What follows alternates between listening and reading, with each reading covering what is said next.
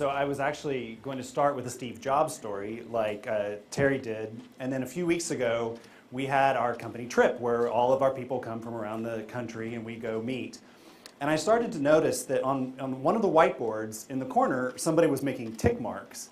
And it happened to be when I was talking. And I wasn't really sure what it was. And then I realized I may have been making too many Steve Jobs references because the group was counting how many times I said his name. I had just finished the book, and there's such amazing stories in that book. So a few weeks ago, I had somebody give me pointers on giving a speech. And she said, never start off a speech with an apology. It just turns off the audience. So I'm going to give you 5 apologies. First of all, Tim stole 2 of my jokes. And so, Tim, I don't see you because it's very hard. Oh, there you are. It's very hard to see from up here, but you owe me 2 jokes. The second apology is my slides don't look as nice as Mike's. Those are brilliant. Those look so good. It's such a compelling idea. The third is that Tracy is more dynamic than I am. I used to work with her, and I'm holding you up from hearing her speech, which is much better.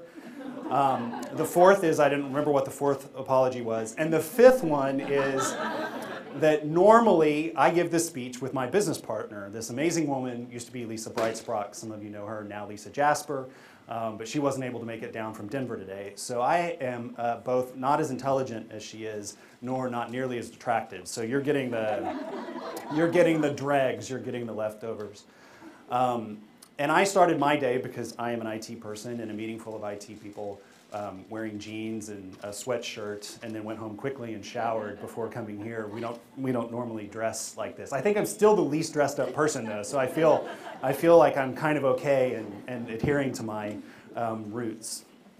So I want to start today. We're going to talk about the emerging opportunities that technology is offering to companies, both for the small people and the opportunities that it offers, as well as the threats that it poses to some of the big companies. But before we get to the heavy stuff, I want to start with a story about how I met this woman who is now my business partner. And it is relevant, I promise. Like Tim said at the beginning, it will tie back. So this woman, Lisa, and I met probably our first week of college. We're not absolutely certain about that. You don't really remember most of your first week of college, or at least I don't. We either met in computer science classes or in choir. We were pretty sure we were the only 2 who were in both. And it's a relatively unusual combination. And this is a most amazing thing to me. Within a semester, she and I were taking as many classes together as we possibly could. We would sit at the beginning of the semester and try to figure out how to be in the same classes so we could work together. And by the time we were in our senior year, we were basically doing all of our projects together. We did our senior projects together. And over the last, I can't believe Terry said I'm young. I can't believe I'm about to say this, but over the last 21 years, Lisa and I have been working together for about 17 of those 21 years. It's been this remarkable partnership that I think I feel very fortunate to have had. And we've been in the IT space the whole time, and we were basically nerds. And we're nerds from a time before it was relatively cool to be nerds. In college, they called us skull crushers. That was what they called all the people who hung out in that building with the funny equipment and the bad smell. And which did not actually come from the people, it came from the equipment. Mostly. I had a hard problem wearing shoes at that time in my life, so there may have been some foot smell. That's too much, isn't it? Too much information. So Lisa and I were in this computer science program, and frankly, neither of us were that great at coding. We were not really good developers, but we still loved the space, and we wanted to stay in it. And so she went off to a fancy consulting company, Arthur Andersen at the time, and now Accenture. And I went off to another fancy consulting company, Deloitte Consulting. And for a few years, we didn't work together, but we would compare notes. And so I would be, in whatever random hotel in whatever random city I was in, and she'd be in whatever random hotel in whatever random city she was in, and we would start talking. And when we imagined what it was going to be like to be in IT and to be a computer person, in 1991 or 1992 when we were first starting, we had this vision of what it was going to be like. Like, we're on the cutting edge. There was this thing coming called the internet.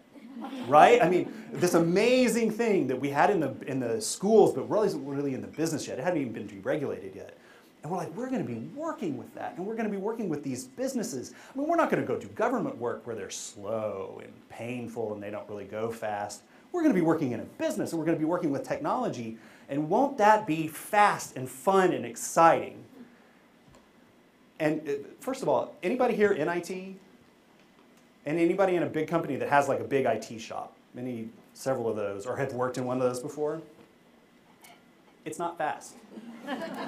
It's often not exciting, very rarely innovative, and I think the most horrible thing, because I love technology people, right? I mean, I grew up with these people. I am a technology person at heart. The most horrible thing about the way that these organizations work today is they're not fun. They are not enjoyable places to work. I have seen people cry. I have seen people scream bloody murder at each other over a table about a bug in a system, an internal system that was not getting released to customers, right? Like an internal bug. They ought to be better places to work. And so over the years, Lisa and I would compare notes. And we started counting how many IT shops. We're at 59 between the two of us now. We've worked in 59 different IT organizations. I was hoping to say 60 today, but 59.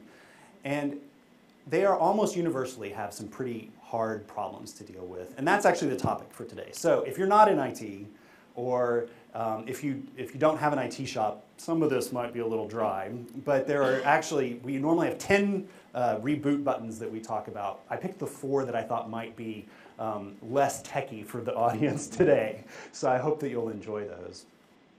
One day, Lisa and I were describing this problem, and we came up with the idea of Goliath, right? So this actually is not our idea. You may have heard of it. It's a relatively old idea, Goliath. And we came up with this idea that that's basically how businesses work with their IT departments. It's very slow. And then Lisa said, no, it's not like Goliath. It's a two-headed Goliath. And so we were talking about this one day with this visual designer that we had, and immediately he came back and produced this, and I loved it. I thought that was a great description. One of them's even got a pocket protector, so it's a perfect view of what it looks like to be in a business. And I thought it was perfect, and then Lisa said, oh no, that's not what it really looks like. It's not that good, it looks like this. And actually that's how it often looks. In fact, that's what my company gets paid to do, is to go in and get in the middle of that and try to figure out what's going wrong. And I think for a long time this was not that big of a problem, right? Especially for those of us and you who worked before the internet time period, it didn't really matter. I mean, there were some important systems that got developed before then, but it wasn't crucial. But then from like about 95 until, maybe the end of the bust, it became really important. I mean, I don't know if y'all remember, people were giving people cars to come, IT people were getting cars to come work for them. It was becoming strategically important to have a strong technology strategy. And then we kind of got lost for a little while. And I think especially over the last maybe 2-3 years, while the technology world has continued to progress, so you have all of this amazing mobile technology, all of this amazing cloud technology and social stuff that's coming out, at the same time, you've got these businesses who haven't done much for 3 years. IT has been kind of dull for the last few years. And just now, you're starting to see a sort of revitalization of it. The latest statistic I saw, by the way, is that there are now more IT jobs posted than there are people to fill them. So it's one of those sectors of the economy that is definitely done, or is recovering faster than some of the others. So it's very encouraging, even if it is still difficult to be in one of these departments. And so while that's going on, I don't know if anybody can see, but you see the little guy at the bottom? So since we're talking Goliath, you can probably guess who the little guy is. That's not very hard. That's David. And he loves this, right? He loves the fact that these guys are warring, because these little small companies, the little Davids that are out there, have got a whole new set of tools that they can work with. NBAs, anyone? Yeah, I don't have one, and I don't plan to. But I'm told that in MBA school, that you have this idea of what costs, what businesses can use to change their profits, right? So you can either increase your revenues or you can reduce your costs. Those are the two main things, right? And David now has the opportunity to do both in ways that big companies had a really hard time keeping up. And David has this new set of tools. He's not throwing rocks anymore. He's throwing, I don't know what those are, grenades and bombs and dynamite. And those tools look something like this. So cloud. Are people roughly familiar with the idea of the cloud? The things that the cloud is doing for small businesses are just incredible. So we're a small business. I don't have a server anywhere. We didn't write any of our software. I buy all of that. I rent it all from somebody else. And I don't just rent my email and the hardware. We rent Salesforce.com, which helps us track our leads. I think some people probably saw the little swipe square over there. That basically is a cloud component. And those kinds of tools are helping little bitty guys act like great big guys. And the big guys get really scared, especially if they can't move quickly. And then you have mobile. And the story I was going to tell was about our company and how I loved Tim's, what was it, no buildings, no fear, right? I love that because we're the same model. We have no buildings. We have everybody with mobile devices so that they can work from wherever they are, which is actually a very valuable thing for a consulting company, right? Because you're often on the road. There seems to be no reason to have a big central office. And the mobile products are just amazing. And so Dan, the guy who drew those pictures, he told us a hilarious story yesterday in our team meeting. He was down in, he lives in Seattle, and he was down on the waterfront. And there are a lot of homeless people in Seattle. One of the homeless people came up to him and said, can you give me some money? And Dan says, like me, he's like, I don't care money anymore. I can't give you any money. And this is a true story. The homeless guy takes out one of these squares and his iPhone and plugs in and says, I take credit card. I mean, is that not amazing what is going on there? And a few years ago, I had read this study that said that by 2016, which is remarkably close, anybody in the United States who wanted one was going to be able to afford a mobile device and have one because they're getting so cheap. I mean, the low end especially. It's a little odd that he had an iPhone, maybe a little higher end than you would expect, but anybody's going to be able to have one. And so if a homeless person can figure out how to do this, think of all of the creative solutions that businesses are coming up with in that space. And then the last one is social. And it's the combination of these that's the most powerful, but social is also really amazing. And I'm sure you know all kinds of stories about social media and things that people have done to be successful with social media. I mean, all the Facebook ads, Nike has done a very good job on Facebook. Our local utilities, a lot of the local utilities are using Facebook for customer service. So the marketing ones are very familiar, but there are other things that you can do with social media. And one of my favorite stories is my first boss ever, whenever I was back coding in college, was the CEO of this company called IQ Software, and we made early days analytical software that was very, very hard to use and not very effective. But he made a lot of money doing it, and he's gone on now. He is now the VP of Technology Strategy for USAA. Right? It's a big company down in San Antonio, insurance and banking. And he started this program from a social media perspective. What he does is whenever they're trying to come up with a new idea, he launches an internal contest. And they basically have a Facebook page for all of the ideas. So you create an idea, you have some cool new thought that you think would be a really good idea. And they'll create a Facebook page for it. And then all the other people in USAA can go like it, or not like it, or vote, basically. They're voting on which ones.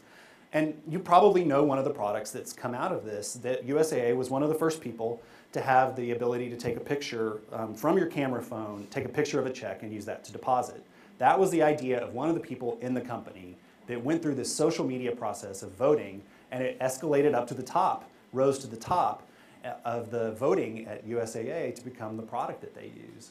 And so people are coming up with creative ideas of ways to harness these products internally as well. And when you combine those with David, you get these weapons of mass creative destruction, right? And I want to give another story because I think stories are the best way. Zappos. Anybody know Zappos? I just ordered my first pair of shoes from Zappos. Fascinating story about how they got started. Because think about what they're trying to do. These guys at Zappos are trying to get you to buy shoes online, which you would think would be one of the last things, because at least I, want to try them on. I mean, it's one of those things, maybe shoes and jeans, that you want to try on before you buy. So they were launching a pretty risky business. They didn't know if it was going to be successful. So they started off by doing the following. They put up a very, very simple website, and then they went into their local shoe store, and they took pictures of all the shoes, and then they posted them on the website. And they told the shoe store owner, if anybody happens to buy one of our pairs of shoes off of this, we'll come buy them from you so you make some money. That was it. That's how Zappos started. They didn't have any hardware. I don't even think they employed any coders. I think they actually paid somebody to go do it. They were able to launch that business in the cloud on almost nothing. And I believe, does anybody know, Amazon bought them for, was it 300 million? Somebody know? I don't remember what it was. Lots of million. Lots of millions of dollars. So there's this incredible opportunity out there for people who can figure out how to make this work. All these new weapons that David has. David doesn't want to leave the screen. He's happy to stay there. And then go back inside. Oh, that was the perfect reaction. Thank you so much. Go back inside the IT organization, back inside the building of what's going on. And this is the stuff you see, literally, often on the walls at IT places. This is what they spend, I mean, and I frankly have done these earlier in my career. Thousands and hundreds of thousands of dollars trying to figure out things like, here are our IT principles. We're going to buy stuff instead of build it. That doesn't really help you make any really hard decisions. That's not strategy. That's just an interesting little statement. We're going to follow standards. The interesting thing about that one is everybody says you're going to follow some standard until somebody comes up with an idea that doesn't fit the standard, and then you'll do it anyway, right? But it's nice to have the rule up there. I'm not going to read all these to you, but this is what passes for strategy inside of most businesses around technology. It's kind of underwhelming. It isn't shocking that, I have a very good friend who worked at Blockbuster. This is the kind of thing that was on their walls at Blockbuster before they, died. One of our wonderful local companies, no longer there. So we wanted to try, in fact, what my company does is we try to help people break out of that and try to get into the more creative and more innovative ways. And here's a comic from our book. I'm not going to read it to you. Lisa would want me to read it to you.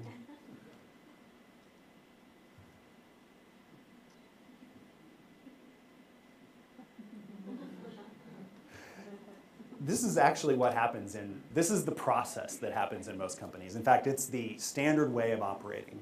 The way that IT solutions, software and hardware are built in most companies today is the IT guys sit around and they wait for business people to have an idea, and then the IT guys try to go make it happen. They're in fact instructed to do that. They are instructed not to go out on their own and think of new things because they're supposed to wait until the business people come up with an idea. Now we have a real problem because who's most likely to come up with a creative way of using technology? I actually think often it's the technology people because they're closer to it. That's not always true, right? A lot of business people are getting much more savvy about technology than they used to be. But having this idea that there's these two camps inside of an organization, you've got the IT camp and you've got the business camp, and one of them is subservient to the other and is just waiting around to get stuff passed off to them, is really not working. So there is a better way. And as I said, we won't go through 10, I picked 4. So we'll go through 4 reboot buttons today. There are 4 things that you can do to reboot this organization inside of these companies. 4 things you can do to change them. The first one is actually to have a real strategy. And it took me a long time to start to understand what real strategy statements look like. And I thought Mike did a really excellent job earlier of talking about this. But in most companies, what strategy looks like is something like this. And I really have seen strategies. Our strategy is to grow. That's kind of underwhelming, isn't it? I mean, what does that tell you, right? I mean, it doesn't tell you much. Our strategy is to increase revenue. Well, that's brilliant, right? I mean, I agree with that. That's a great strategy. In fact, can anybody argue with any of these? I mean, there's nothing to argue with on any of these. And so we think there's a better way to think about technology strategy because the words really matter. The way that people formulate this and the way they come up with the statements that they're going to put out, both to their internal people and to all of the executives, really matters. So I know these are a lot longer, but it's important to have goals set into your strategy. So our strategy is to grow, that's like the one above, by 10% by selling our existing products to a new market. Now, if it was really specific, we would be saying what that market is and what those products are. But these are a little more generic. We're not talking about a specific company. So getting much more specific about what it means to have that strategy. Actually, the last one is one of my company's strategies. Our strategy is to grow our reputation.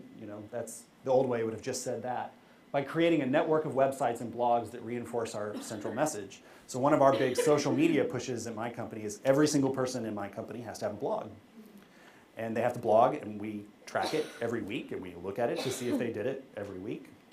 And part of the reason is because we believe in the power of thought and the power of ideas, and we want everyone in the company to do that work. And I mean, including our HR person. She has a blog that she puts out almost every week. So we really think, and if you at all, or I know most people here are not IT people, but if you were at all interested in our book, which we would love to put through the little square thing for you over there later, we talk a lot about how to actually get IT people and business people to come together to think about forming these strategies in a way that will actually make sense and people can get something done.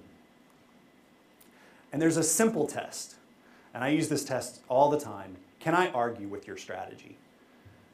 If I can't argue with it, if I can't say there might be something wrong with it, then you haven't said anything. So go back up to that top one. Our strategy is to grow. That's hard to argue against. There's nothing in it to argue against. And so if you can't make a statement that somebody could say, no, that's not right. We're not going to be able to grow by selling our existing products to new markets. That won't work. We've got to come up with new products. You can have an argument about whether the statement is right or wrong. Most often, how many people have seen strategy statements that look like something like this? We're going to increase our revenue while reducing our costs over the next 5, these things that just go on forever and are like motherhood and apple pie. We try to get people away from having those kind of strategy statements. Reboot, button number 2. Avoid some common strategic dead ends. Now, I'm talking about strategic dead ends in the context of technology, right? So there are others in the context of business. But there's some really interesting things that people do to make dead ends in IT. The first one is, and this was extremely popular phrase for the last 5 years in my profession, run IT like a business. And it had a good motivation because a lot of IT shops for a long time were maybe a little poorly run, they weren't really managed and disciplined. But what they've done in thinking of yourself like a business is, if you think of yourself as a business and you think of your customer as the rest of the company, what happens whenever they stop thinking of you as being a good service provider? You're easy to outsource at this point because you're just another business. And so we've seen a lot of, in fact, I have no statistics on this, but I think most IT organizations now are 50% internal and about 50% external. They can no longer justify to the business people to actually have full-time staff.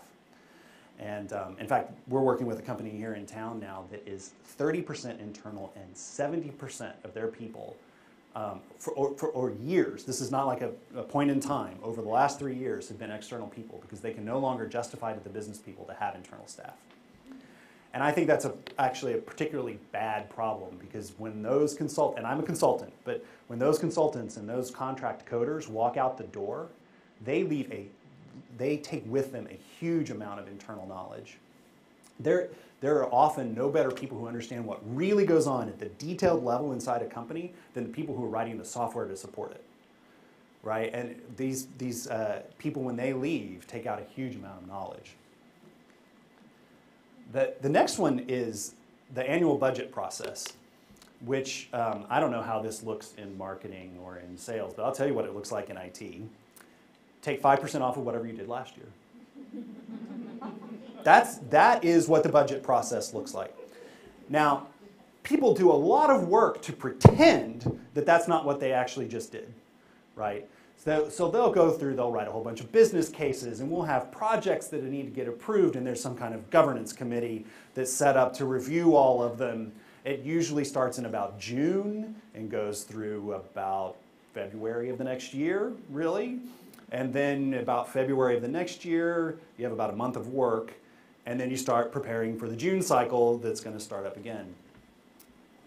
During that annual budgeting process, I think is probably the worst time to try to think. Because people are trying to put financial numbers together, they're putting metrics together, and that is often the time when, at least in the IT space, IT people come together and try to come up with their strategic plans. And they're trying to do it all at the same time that this budgeting process is going on, and it just kills any kind of creativity. Again, referencing Mike's speech from earlier, it is not a brainstorming session at this point. You're not coming up with new ideas. You're not coming up with creative things. You're coming up with detailed plans to do the things that people already know. The last one is do everything well. And when I first started working with IT organizations, and we would go in and we would assess these IT organizations, and we'd have this big framework, because we're consultants, and so we'd have this big framework with all of these different processes that they were supposed to execute, and how well is your help desk working, and how well is your bug process working, and how well is your change control process working, all these different things that are really important to IT organizations. And then I met this CIO who said, my change control process is bad, I don't really care to fix it. I know that my people at this company, he was being very blunt, he's like, I don't have the top people in IT. I can't afford them in my industry. I can't afford to hire the top people. So you know what I do? I have the best help desk that you can possibly find, because I can afford really good help desk people. And that help desk covers up my other sins in the technology department. And it was deliberate, like he was doing that on purpose. He knew that he couldn't do everything well, so he picked. And I think a lot of IT organizations try to do every single thing well, and we all know what happens when you do that. They don't do any of them very well. So picking a focus is also really important. All right, reboot button number 3. We talked at the beginning about the idea of the two-headed Goliath, right? And I really believe that mentality of having a separate IT team and a separate business team is fading. There was a move in the early 2000s to this kind of methodology called Agile. Did anybody run into this in any of their companies? Yeah, and it pretty much universally failed everywhere it was tried. The idea was that you would take a set of business people and you take a set of IT people, you lock them in a room together, and you try to get them to work better. And in theory, it sounds fantastic. In practice, it failed in almost every company that we saw try to implement it, primarily because culturally that's very hard. Often IT people are not in the best location in the building. I don't know if this is true in your company, but a lot of times you're in the auxiliary building or the basement, and you try to get business people to go downstairs and work in the basement with the IT people. I know it's hard to believe, but that matters to a lot of people. They're not going to go do it. There's also cultural differences in the way that business people and IT people work. I know this will be shocking, but IT people don't usually like to go to work early in the morning. Does anybody ever notice that, right? They tend to come in more around 10. Now, they might be there till 10, right? They're often the ones who lock the doors at the end. But most business people are not like that. They're relatively early risers. And so you have these conflicts between these teams.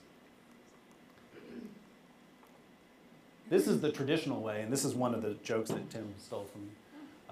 IT people run around, they collect requirements from the business people, and then they go off into their cubes, they stock up on Mountain Dew, they close the door, and then a few months later, they come out and show you whatever the heck, I've been around my nephews, so I'm working on my language, whatever it was that they came up with. And during that entire period of time, the people in the business didn't see what was being built.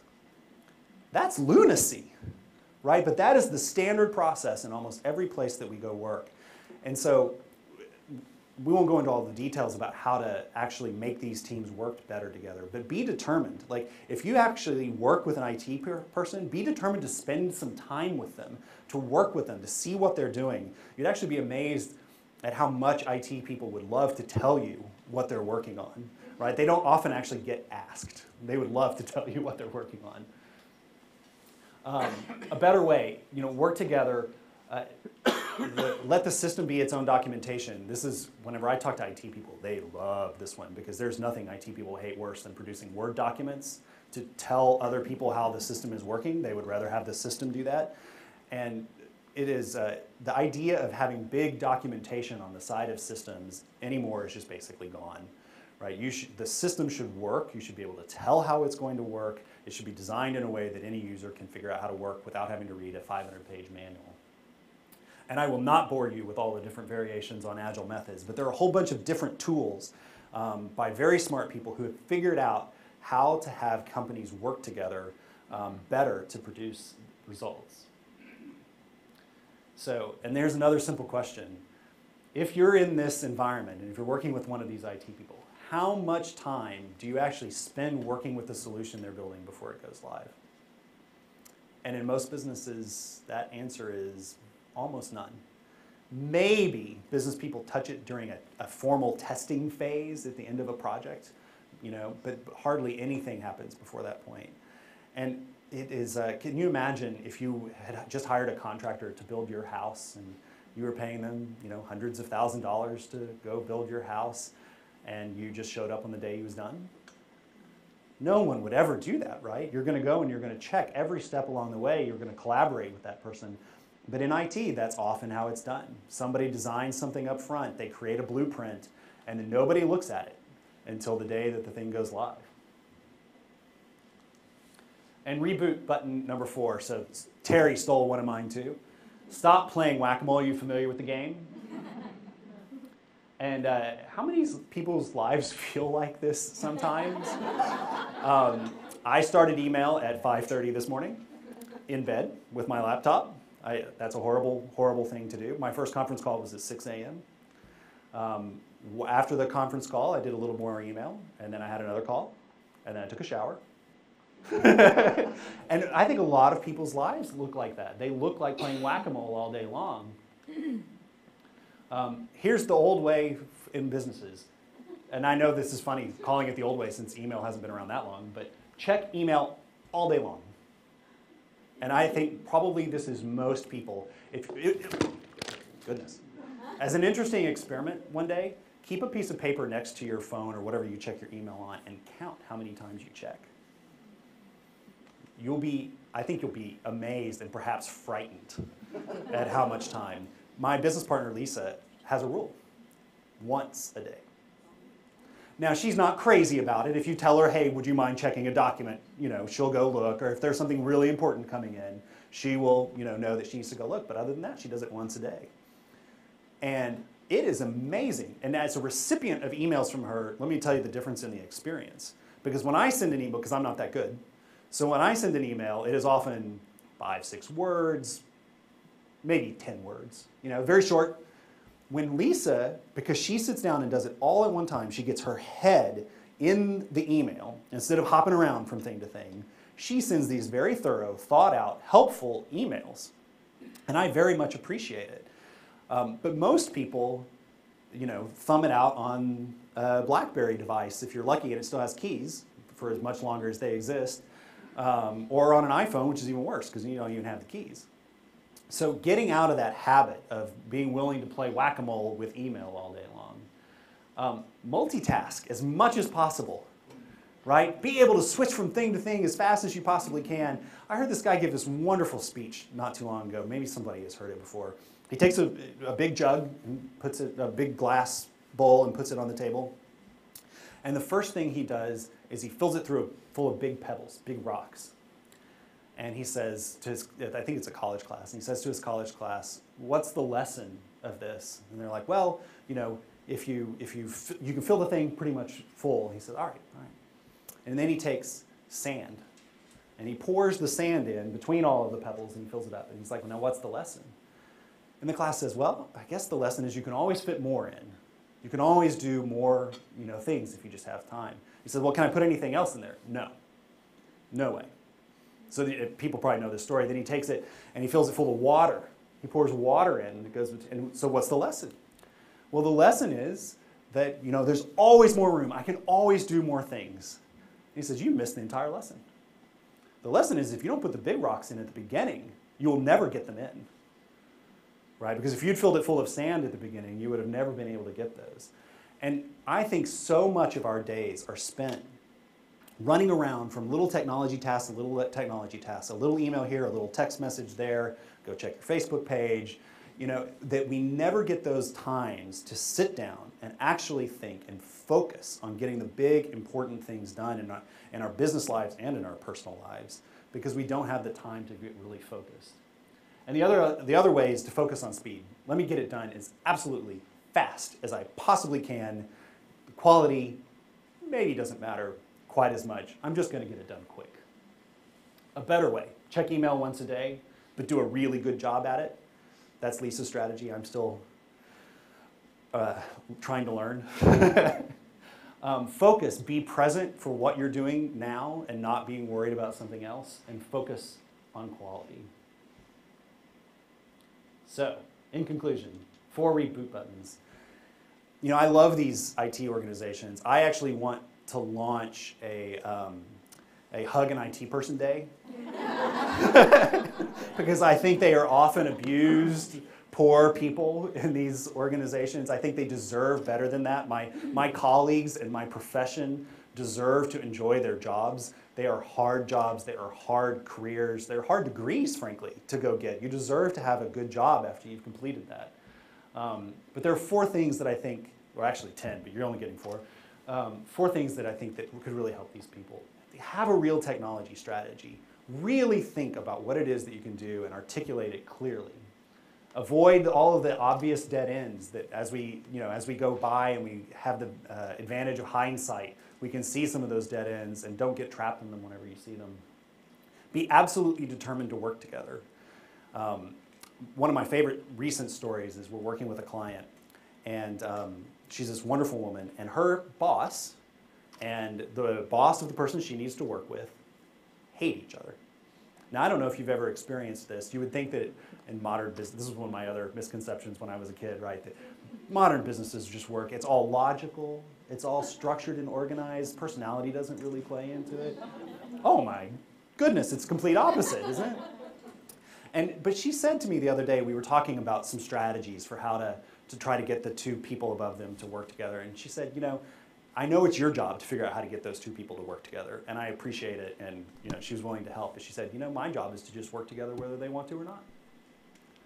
But most people don't do that, right? Most people don't go out of their way to really figure out how to work together. And then stop playing whack-a-mole. Seriously, tomorrow, keep a little piece of paper next to your device and see how many times you check email. It'll probably scare you. So thanks so much. Hug an IT person. I very much appreciate you guys coming tonight. And thanks for the wonderful event and wonderful venue. Thank you so much for this speech.